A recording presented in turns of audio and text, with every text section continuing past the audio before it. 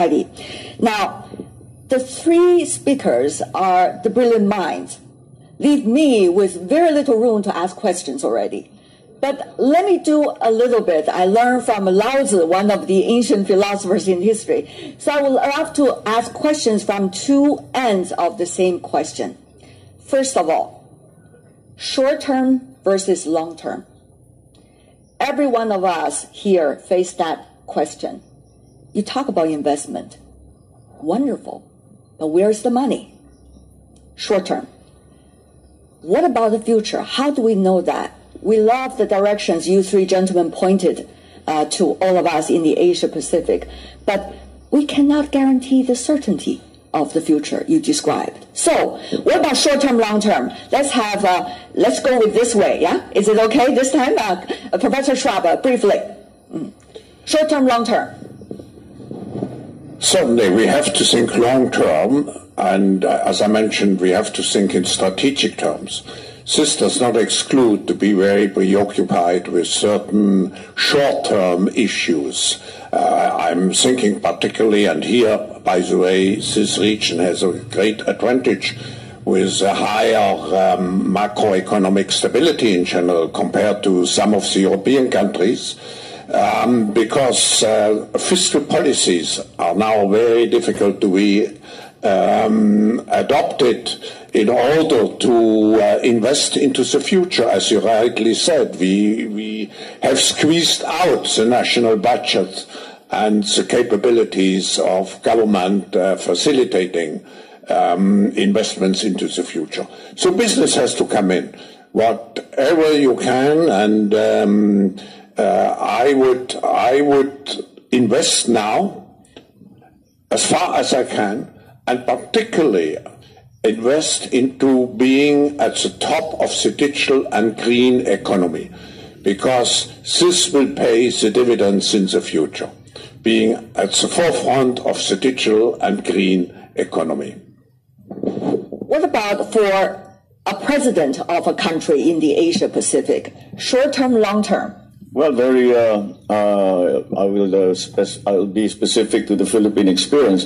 Short-term issues are very simple. It is actually, at this point, it is survival for many of our people, simply because prices of fuel, prices of food has risen up to such an extent that they simply cannot afford to survive without assistance from the government. And hence, we are still presently in the Philippines providing just direct cash transfer payments. This is not something that we prefer to do. I don't think that anyone is particularly enamored with direct cash transfer payments, but it is the only way that we can mitigate the situation that our people have.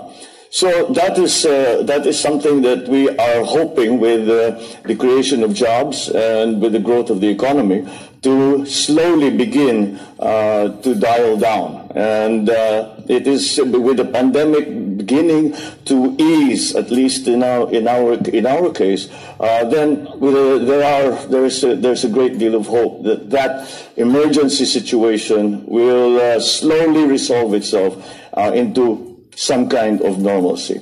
In the long term, there really are, I agree with Mr. Moritz, the changes that need to be made are structural.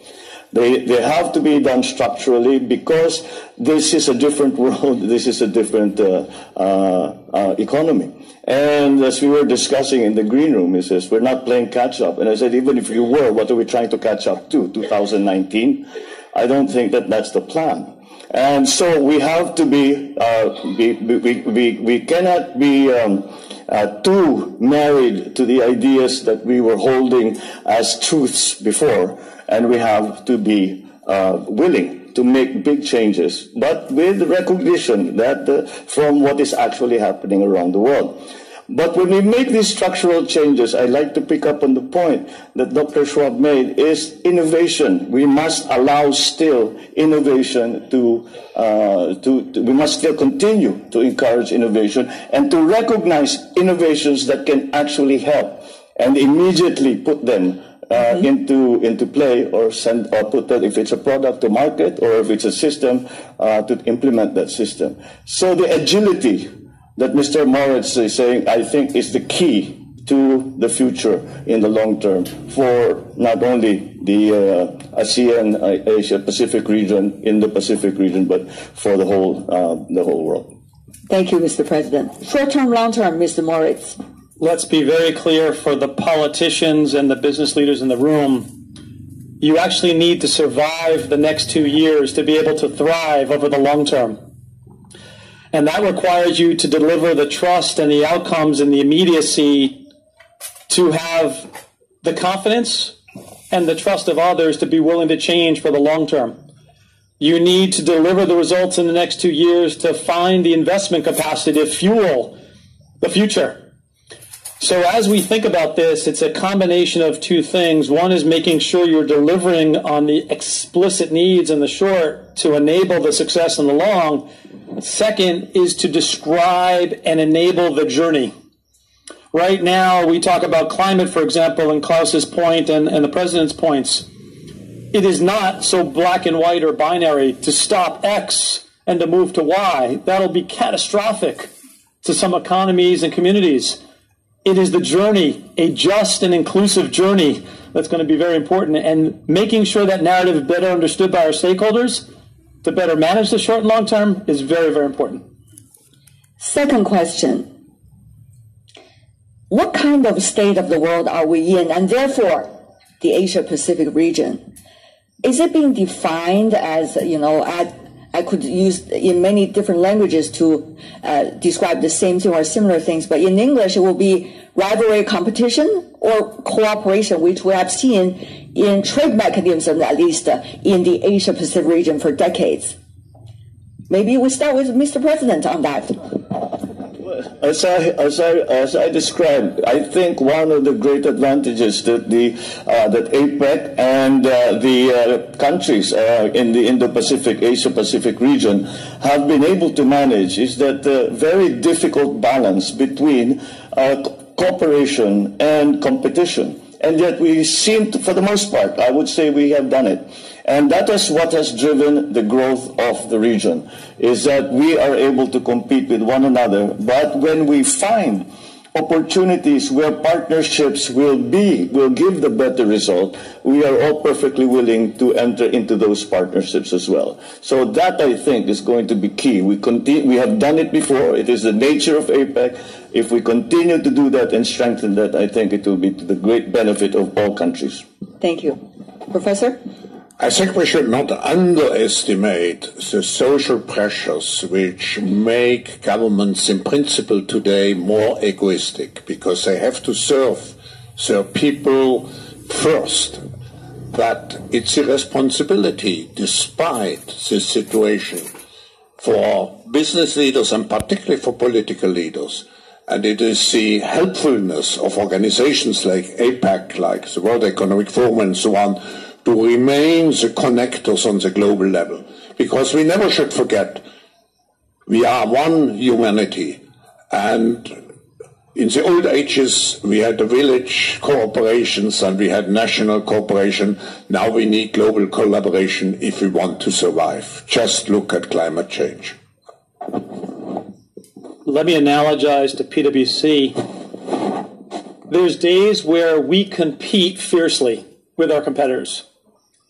There's days we come together to collaborate on societal opportunities, and we did so working with the World Economic Forum, where the consulting and accounting firms came together to land a recommended set of metrics, because the challenge was not business and a P&L, it was societal. Likewise, countries and companies need to do the same. The challenges we see today, and COVID it was one small example, albeit a challenging one, climate being the next, cannot be solved with competition in mind. And it does not limit itself to geographic borders or competitive landscapes.